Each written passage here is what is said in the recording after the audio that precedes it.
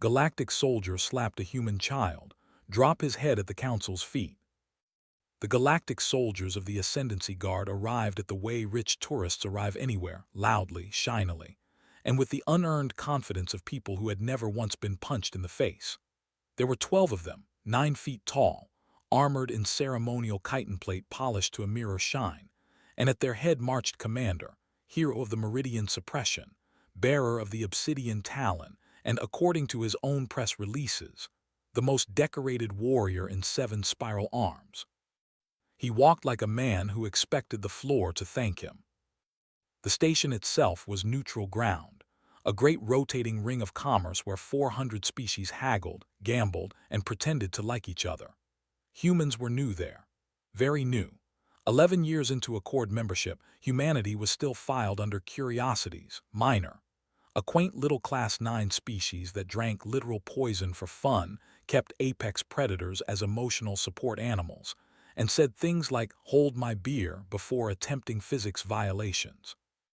The galaxy regarded them the way one regards a chihuahua at a wolf convention. Adorable, harmless, and probably not worth the paperwork. The morning it happened was, by all accounts, an ordinary morning. Merchants shouted. Freighters docked. A juice vendor was overcharging everyone with tremendous dignity, and on the central promenade, 7-year-old Lily was chasing her toy. It was a small floating drone shaped like a dragon, a birthday present from her father, and it had decided, as all children's toys eventually decide to malfunction at the worst possible moment. It zipped and wobbled through the crowd, trailing giggles behind it, and Lily ran after it with her arms out, gap-toothed and laughing, wearing a shirt that said "My Dad MINESASTEROIDS, and all I got was this lousy shirt." She was not watching where she was going. She was 7. Watching where you're going is a skill humans develop at approximately 35. She bounced off Commander's armored shin like a ping-pong ball off a battleship. To be clear about the physics involved, the impact could not have been felt through his armor. A falling leaf would have registered higher on his suit's threat sensors. Lily looked up way up at the towering war hero and did what human children are trained from birth to do. She smiled and said, "Oops. Excuse me, mister." Looked down at her, the way one looks at something stuck to one's boot.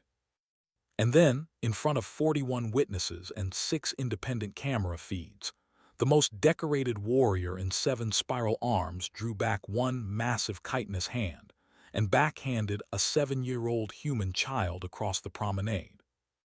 She traveled 4 meters. The sound of it, that flat, wet crack, cut through the marketplace noise like a blade. Her dragon toy stopped midair, hovering, as if even the malfunctioning electronics understood something had just gone terribly, historically wrong. Lily hit the deck, rolled, and lay still for one endless second before she started to cry, that high, hitching, broken wail that every parent of every species recognizes in their bones. The promenade went silent. Not respectful silent, not shock silent. It went nature documentary silent, the specific silence that falls over a watering hole when something with too many teeth slides into the water. Because the aliens weren't looking at, they were looking at the 3 humans. 3 off-duty human dock workers had been sitting at the juice stand, arguing about a sports match that had happened 11 light-years away and 40 years ago. All 3 had stopped mid-sentence. All 3 were now perfectly, unnaturally still. And then the oldest of them, a woman with forearms like mooring cables, slowly, deliberately, set down her coffee. A merchant grabbed his neighbor's sleeve and whispered in the tone normally reserved for hull breaches. She put the coffee down. The coffee is down. The coffee is down. 14 separate species began quietly closing their shops. What happened next did not involve violence, not yet. The dock workers simply walked over, placed themselves between and the child like 3 load-bearing walls, and one of them scooped Lily up while another looked 12 feet of decorated war hero dead in the eye sockets and said, with the terrifying calm of a Victorian butler discovering a burglar, "Sir, you appear to have made a profoundly poor decision." Laughed, that was his second mistake. His third was talking. The feral juvenile struck a commander of the Ascendancy. He announced to the promenade loudly for the cameras. Discipline was administered. If the primates object, they may file a grievance with the Accord. He flared his ceremonial cloak, an actual cloak flare, practiced in a mirror. You could tell, and marched off with his honor guard, supremely satisfied, while behind him a small girl bled from her lip in a stranger's arms and 41 witnesses uploaded the footage simultaneously. The video crossed 12 star systems in 6 hours. Aliens shared it with captions like "Pup learns respect." Humans shared it with no captions at all. That should have been the first warning sign. Humanity captions everything. Humanity puts commentary on footage of paint drying. When humans go quiet, it is not because they have nothing to say. It is because they have moved past words entirely into the productive phase. The Ascendancy government, given every opportunity to apologize, chose instead to hold a press conference. Their Minister of Superiority, real title, declared that Commander was protected by full diplomatic immunity, that the incident was a corrective measure against an uncontrolled feral juvenile, and that if the human infestation objected, they were welcome to do something about it. He smirked when he said it. The smirk was also broadcast to 12 star systems. Humanity's official response arrived 19 hours later, transmitted on all open channels to the Ascendancy, the Grand Council, and every news relay in Accord space. Diplomats braced for threats. Analysts predicted sanctions. The Ascendancy military went to high alert, expecting a declaration of war. What they received was a video file. It opened with soft drums. Then a synthesizer, bouncy and cheerful, 3 centuries old. Then a young human male in a trench coat began to sing about never giving someone up, never letting them down, never running around, and this part was emphasized, never deserting them. The galaxy's finest were baffled. The Ascendancy declared it a surrender hymn and celebrated. Council scholars called it a ritual submission chant. Only one elderly Kelet archivist who had spent 40 years studying human culture read the translation, went pale in all 6 of her faces, and quietly booked passage to the opposite end of the galaxy. When asked why, she said, "Because that is not a surrender, that is a promise." They are telling him exactly what they are going to do, and he is dancing to it. Nobody listened to her. Nobody ever listens to archivists. Meanwhile, 40 light-years away, on a green moon with too much rain and exactly 1 grumpy inhabitant, a cabin door creaked open. Elia's retired UNSC Marshal, 68 years old, gray beard, knees that sounded like bubble wrap, watched the slap footage on his kitchen table display for the 4th time. He watched the child fly. He watched her cry. He watched the smirk. His cat, a fat orange menace named Biscuit, headbutted his elbow and absently fed him a strip of jerky without looking away from the screen. He did not shout. He did not swear. Men like had used up their shouting decades ago on battlefields whose names were now museum plaques. Instead, he sat in the quiet of his kitchen in the rain and let the anger settle into him slowly, the way it settles into old men, not hot, but cold and patient and extremely well-organized. Finally he sighed, the long-suffering sigh of a Victorian widower discovering mud on the parlor carpet, and said to the empty room, "Well, that was terribly impolite." He stood, joints crackling like a campfire, and walked to the back closet, the one he hadn't opened in 9 years, the one Biscuit refused to sleep near. Inside, under a canvas sheet, black armor waited in the dark. Patient, older than most governments. Looked at it the way a man looks at an old dance partner. "One more waltz," he said, "for the kid." Somewhere across the void, 5 encrypted messages left his terminal, each addressed to people the galaxy had very deliberately forgotten. Each message contained no orders, no briefing, no battle plan.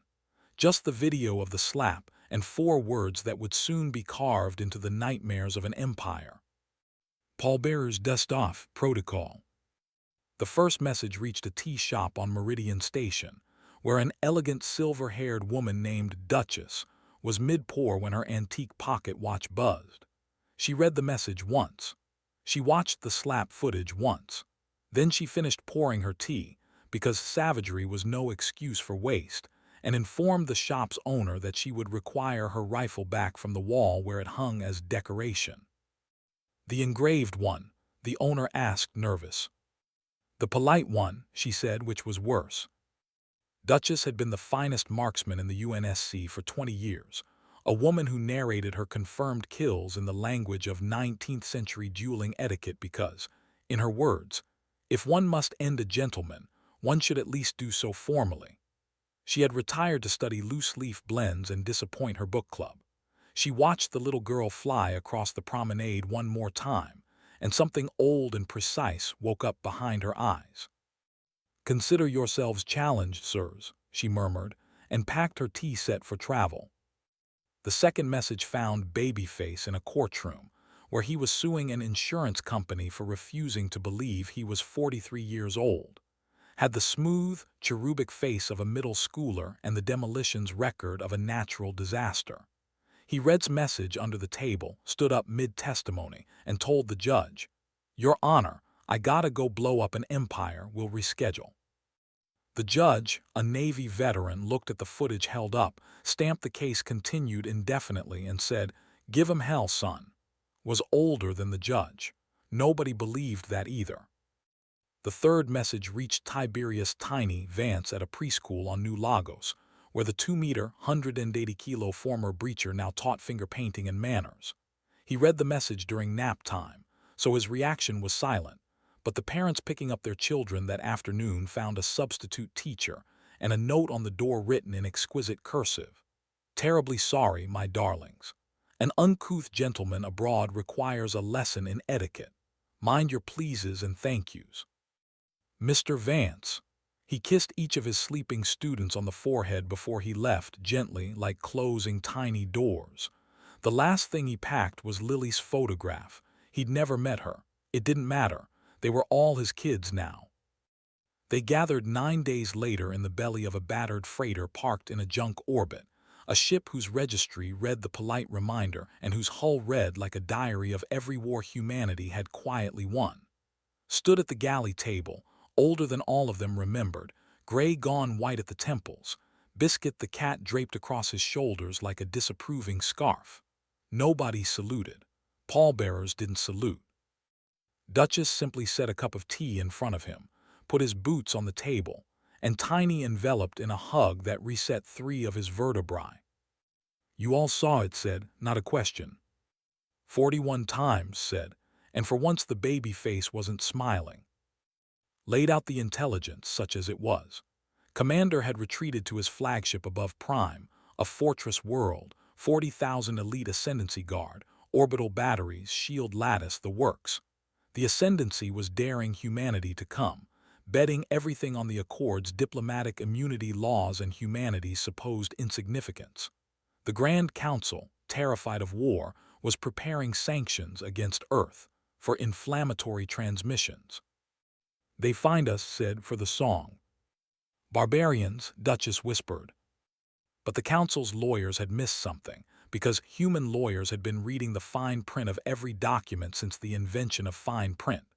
Buried in the Accord's founding charter, 3,000 years old, repealed and legally pristine, was Article 7, subsection 12, the right of formal duel between aggrieved parties of member states.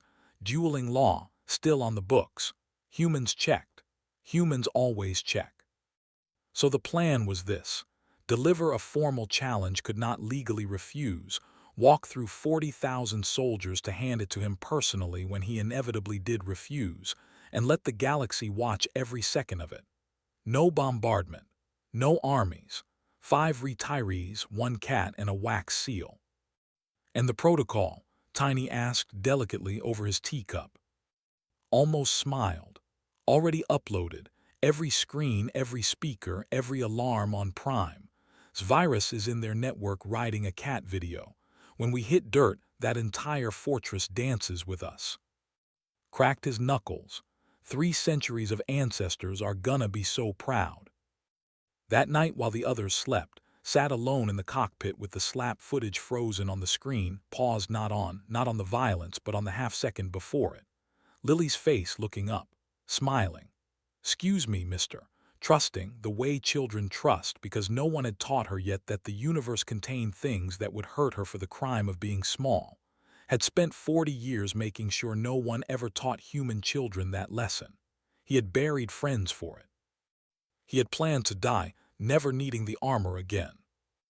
Biscuit climbed into his lap, scratched the cat's ears and spoke to the frozen little face on the screen, quiet as a prayer. "Nobody's ever gonna hurt you again, kid. That's not a hope, that's a schedule." At dawn, ship time, a small drone departed the polite reminder wearing, per Duchess's non-negotiable specifications, a miniature top hat. It carried one envelope, heavy paper, wax-sealed with the crest of Earth, addressed to Commander in flawless copperplate calligraphy, challenging him to satisfaction upon the field of Az. And behind it, engines flaring to the opening drums of a 300-year-old promise. The polite reminder jumped. 5 old monsters, 1 fat cat, and the politest declaration of war in galactic history, screaming toward Prime.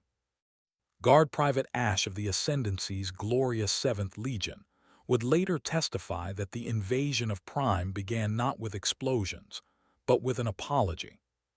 He was manning Checkpoint Delta when the shield lattice, the impenetrable planet-girdling shield lattice, flickered and died, generator by generator. Each one popped from 4 kilometers away with surgical, almost affectionate precision. Perimeter cameras caught the shooter, an elderly human woman on a distant ridge, seated at a folding table with a full tea service, working the bolt of an antique rifle between sips. Audio enhancement captured her announcing each shot with "en garde," which the Legion's linguists noted was fencing terminology, not shooting terminology, and which the woman, per lip readers, knew perfectly well and did not care. Then the alarms went off, except they didn't. Every klaxon on Prime, every siren, every emergency broadcast speaker across a fortress built to coordinate 40,000 soldiers, erupted instead with drums, a bouncy synthesizer, and a cheerful ancient voice promising, in perfect accord standard translation, that it was never gonna give them up. "Sound General Quarters," screamed commanding officer. "Sir, General Quarters is the song now. Everything is the song. The elevators are the song. My comm implant is the song." By hour 2, the Accord's remote observers had officially classified the phenomenon as sonic warfare, psychological class, making Rick the first Earth musician formally designated a weapons system. Soldiers wept in stairwells. One entire battalion barricaded itself in a mess hall and, according to leaked footage, eventually began swaying. Through this beautiful chaos walked 5 retirees. Sector 7's last transmission read in full. "Intruder is a very large human. He said, 'Pardon me, coming through.' He is coming through. He is coming through the wall." Transmission ends. Tiberius Tiny, Vance strolled out of the wall's new doorway, dusted plaster off his shoulders, and told the groaning pile of elite guardsmen behind him, "Terribly sorry about the mess. Do send the bill." He stepped over them carefully, the way he stepped over sleeping preschoolers, and paused to straighten a picture frame his entrance had knocked crooked. Manners cost nothing. Babyface, meanwhile, had reached the armory, which was the single worst place on the planet to allow Babyface. Guards hesitated. He looked 12, and hesitation against was a will and testament. He didn't kill a single one of them. He simply relieved them of consciousness, dignity, and trousers, then rewired the fortress's automated defense turrets so that every targeting screen displayed a dancing man in a trench coat. The turrets now fired confetti. He'd brought the confetti himself. In his own words, muttered to a 3 centuries of ancestors would treasure, "Never let 'em say I came unprepared." And through the center of it all, down the fortress's grand ceremonial corridor, walked Elias. He did not run. 68-year-old knees are a negotiation, and besides, running spoils the message. He walked through smoke and confetti and weaponized nostalgia with his rifle held low, and the Ascendancy's finest came at him in waves and broke like water on a jetty. He was not fast anymore. He was something worse, efficient. 40 years of war had sanded away every unnecessary motion until what remained was grim arithmetic in a black coat. Halfway down the corridor, a young conscript barely molted, rifle shaking like a leaf in a hurricane, blocked his path. Stopped, looked at him. Really looked the way he'd once looked at frozen footage of a smiling little girl. "How old are you, son?" "S16 cycles, sir." "Does your mother know you're here?" A pause. "No, sir." "Go home." His voice was gravel and grief and something almost gentle. "This isn't your fight. It was never supposed to be anyone's." The conscript ran. He would live to be very old, and he would tell this story 10,000 times, and every telling would end the same way. "The monster of Prime told me to call my mother, so I did." Above, in the flagship's throne room, Commander watched his empire of 40,000 dissolve beneath 5 pensioners and a pop song, while his officers resigned via memo, the last one reading simply, "Sir, respectfully, they have a cat with them, and I am not fighting whatever brings a cat to a war." Former captain, when the throne room doors finally opened, had stopped pretending to review tactical displays. Entered alone. He set his rifle down by the door deliberately, ceremonially, and produced an envelope, heavy paper, wax seal, copperplate calligraphy. "Commander, you are challenged under Accord Article 7, subsection 12, to satisfaction upon the field of," laid 2 antique pistols on the war table, matched and gleaming. "Pistols, 10 paces, as which is generous, seeing as only one of us qualifies." Laughed that same promenade laugh, broadcast then and broadcast now, because had every camera on the planet live streaming to the entire Accord. He took the pistol. He agreed to the terms. 10 paces, turn, fire on the count. He fired on 4. The galaxy watching held its breath, and then released it, stunned, because the old human simply wasn't where the shot went. The threat file would later note, spend childhood dodging faster things than pride. Completed his turn unhurried, pistol level, and for one broadcast heartbeat, 12-star systems saw the hero of the Meridian suppression understand, fully and finally, what he had slapped awake on that promenade. "You struck a child, sir," said, cold as the void between stars. "We are not the same."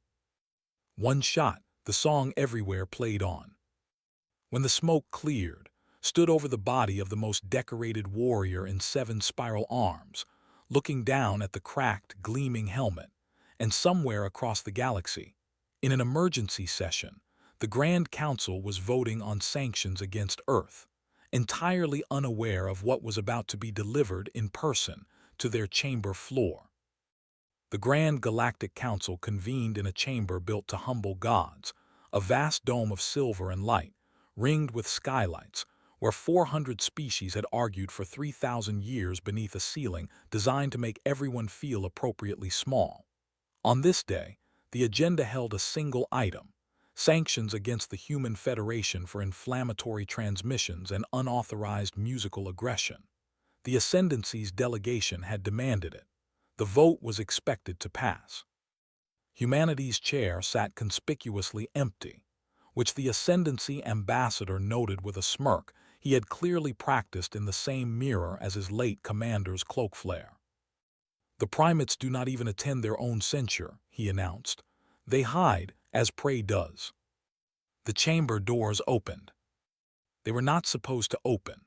They were sealed, guarded, warded by protocols older than most member species, and they opened anyway, unhurried, as if the building itself had decided against being difficult. Cold air rolled in from the corridor, and with it came a smell the council's translators had no word for, but every soldier in the room recognized instantly: smoke, ozone, and old iron. The kind of smell that walks in front of certain men like a herald. Elias entered alone. He wore the black armor and dull, dusted with ash and confetti in equal measure, and he carried something at his side wrapped in a gray field cloth. 40 armored council guardsmen ringed the chamber floor, weapons charged, and not one of them moved. Not one. They had all seen the broadcasts from Prime. They had all watched 40,000 of the Ascendancy's finest fall to 5 retirees in a song, and each guardsman was privately conducting the same arithmetic. 40,000 divided by 5 is 8,000. There are 40 of us. I have a family. The math was very quick and very unanimous. They stood like statuary and prayed to assorted gods that the old human had not come for anyone specific. Walked to the exact center of the chamber floor, beneath the great skylight, into a column of pale morning light. Slowly, knees crackling in the perfect silence like distant gunfire, he lowered himself to one knee. He unwrapped the cloth. And he set Commander's helmet, cracked from crown to jaw, head still sealed inside it, gently on the floor at the council's feet. The sound it made, that soft, final, ceramic clink, would be described by 17 separate species historians as the loudest noise in Accord history. The Ascendancy ambassador made a noise like a deflating bagpipe and sat down without meaning to. Somewhere in the upper tiers, a delegate fainted into their soup, and still kneeling, head bowed over the helmet like a man at a grave, addressed the Grand Galactic Council in flawless, courtly, 19th-century diplomatic formal speak. Because Duchess had coached him for 3 hours and threatened to withhold tea forever if he improvised. Most esteemed and honorable representatives of the Galactic Accord, he said, voice carrying to every corner of the dome without a single amplifier, please accept, with humanity's compliments, this token of our deepest displeasure. No one breathed. We have not come for territory. He rose, joints protesting, and stood small and gray and utterly immovable beneath a ceiling built to humble gods, entirely unhumbled. We have not come for reparations, tribute, or apology. Keep your stars, keep your trade lanes, keep your sanctions if it comforts you. We will pay the fine for the song. It was worth it. A single hysterical snort escaped the empty human delegation box, where, the cameras now revealed, 3 human diplomats had been sitting quietly the entire time, one of them holding a fat orange cat. We ask for one thing, continued, and here his voice changed, the courtliness falling away like a coat dropped from tired shoulders, leaving only the gravel underneath, only the grandfather, only the man who had watched a 7-year-old fly 4 meters and cry on a stranger's shoulder. One law. We ask that this council enact what our delegation has drafted and titled the Lily Accord, that the children of every species, yours and ours and those not yet found, are beyond harm, beyond politics and beyond immunity. Strike a child anywhere in Accord space, and no rank, no title, no border and no God will stand between you and consequence. He looked down at the cracked helmet. He had immunity, said quietly. She had a toy dragon, vote accordingly. The Grand Galactic Council, a body famous for debating the placement of a comma for 11 years, passed the Lily Accord unanimously in 9 seconds. The Ascendancy delegation voted yes twice, just to be certain it registered. Several delegates were later seen weeping, though whether from emotion or relief that the old human was leaving, historians remain divided. Turned and walked toward the doors. At the threshold he paused because a trembling junior counselor, young, brave, doomed to be quoted forever, called out the question the entire galaxy was thinking. Marshal, if someone should ever break the Lily Accord, what will humanity do? Stood in the doorway, backlit, ash and confetti drifting from his shoulders. He considered the question with the gravity of a man choosing his epitaph, and then, without turning around, he answered, "Then I suppose we're never gonna give you up." The human delegation lost it. The cat yawned, walked out into the light, and the doors closed behind him, and for the next 300 years alien scholars would write theses analyzing the ancient warrior proverb of its tactical implications, its terrible poetry, never once suspecting they had been at the constitutional level.